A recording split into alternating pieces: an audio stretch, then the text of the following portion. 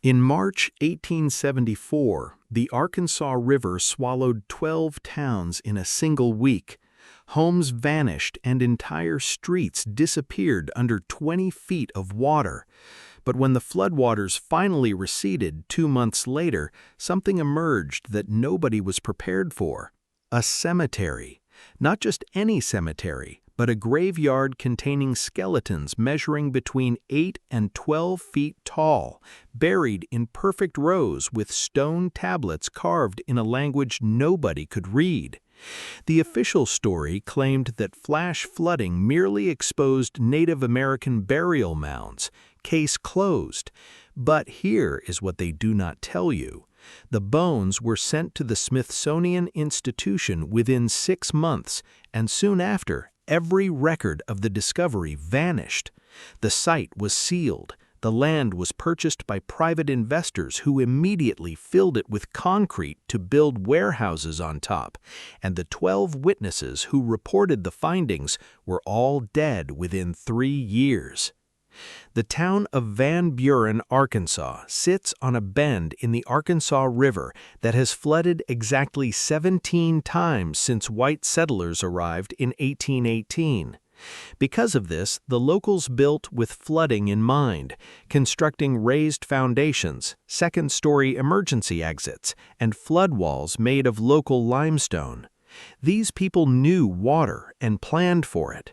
When the rain started in late February 1874, nobody panicked.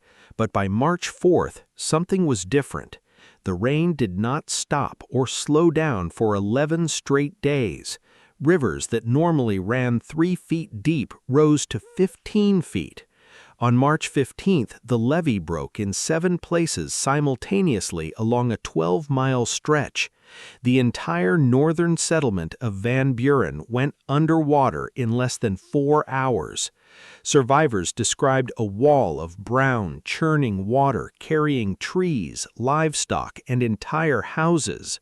By March 18th, 12 towns were submerged. Family Bibles suggest at least 340 people drowned in the first week alone. The floodplain became a massive inland sea covering over 60 square miles, and the water just sat there for 2 months.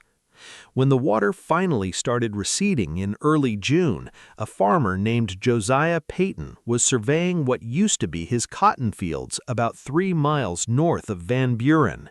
The flood had stripped away the topsoil and completely reshaped the landscape. Peyton was looking for property markers, but instead he found a skull. This thing was massive, nearly twice the size of a normal human head, with intact teeth and a thick jawbone. Peyton started digging and soon uncovered a complete skeleton with a femur over 3 feet long. By that afternoon, 7 men were at the site. What they found was a massive graveyard arranged in deliberate rows running east to west at a uniform depth of 6 feet. Each grave was marked with a 2-foot-tall stone tablet made of a dark gray stone not native to Arkansas. The tablets were carved with symbols that resembled ancient Hebrew, Phoenician, or early Greek cursive, but none of it matched any known local language. The skeletons were humanoid, but structurally different, featuring elongated skulls, barrel-shaped rib cages, and arm bones suggesting a wingspan of nearly 9 feet. Every single skeleton measured between 8 and 12 feet in length. Because the bones were still perfectly aligned, it meant these burials were originally deep, perhaps 20 or 30 feet underground before the flood stripped the top earth away. The level of compression suggested these remains had been there for centuries, possibly over 1,000 years. By June 12th, word had spread, and people arrived from neighboring counties with shovels. Fearing the site would be looted, Peyton sent a telegram to the Arkansas Gazette in Little Rock. The newspaper dispatched a reporter named Clement Hargrove, who spent 3 days documenting the measurements, bone conditions, and sketching the symbols on the stone tablets. His detailed reports were published in the Gazette on June 19th, 21st, and 23rd of 1874. On June 20th, a representative from the Smithsonian Institution arrived named Dr. Nathaniel Whitmore, listed in the Smithsonian's 1874 directory as a field anthropologist. Whitmore examined the site, took measurements, and photographed several skeletons using wet plate collodium. He carefully removed 3 complete skeletons along with 5 stone tablets to be crated and shipped to Washington, D.C. Whitmore promised the witnesses that the findings would be analyzed, cataloged, and publicly reported, and that a full team would return to excavate the site properly. The crates were loaded on a barge, transported down the Arkansas River to the Mississippi, and shipped away. That's where the trail goes cold. There is no record of those skeletons in the Smithsonian's archives, no photographs, and no mention of Dr. Nathaniel Whitmore conducting fieldwork in Arkansas. Furthermore, while the June 1874 editions of the Arkansas Gazette still exist in the Library of Congress, the specific articles about the graveyard discovery have been carefully removed, leaving clean cuts where the stories used to be. By August 1874, a shell company called Riverbend Agricultural Holdings bought the land for an undisclosed sum and immediately vanished from business records.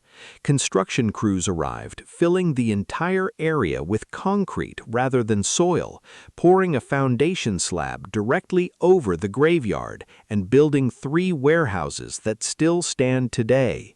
Within 3 years, all 12 primary witnesses died under unexplained or sudden circumstances.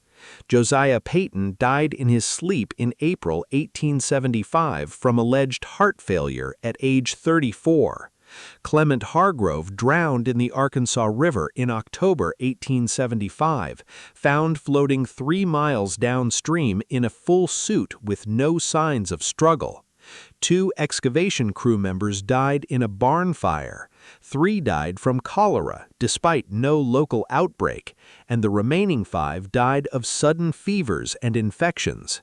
The statistical probability of all 12 witnesses dying naturally within that time frame is less than 0.5%. By the 1920s, the official narrative changed. The Arkansas Historical Society published a report in 1923 claiming the discovery was merely a misidentified Native American burial mound, offering no citations or evidence. When questioned in 1932, the Smithsonian stated no such remains were ever received, and Dr. Whitmore's name disappeared from all records after 1874. However, soil compression analysis conducted in 2003 using ground-penetrating radar revealed uniform rectangular anomalies and consistent spacing beneath the warehouses, matching the exact dimensions described in 1874. The stone tablets photographed by Hargrove before their confiscation were printed in a rare 1902 book called Mysteries of the Frontier by Samuel Bridger. Linguists analyzing those images noted structural similarities to Paleo-Hebrew, Phoenician, and ancient Sumerian cuneiform, suggesting an ancient proto-language or pre-Columbian transoceanic contact. Some researchers even point out that weather archives from early 1874 do not show record-breaking rainfall, raising questions about whether the catastrophic flood was engineered through upstream dam failures to deliberately expose what was hidden. The systematic erasure, the vanishing artifacts, the excised newspaper pages, the deaths of the witnesses, and the thick layers of concrete points to a deliberate effort to protect a fragile historical narrative. The evidence remains buried beneath the concrete, waiting for a time when history can finally be uncovered.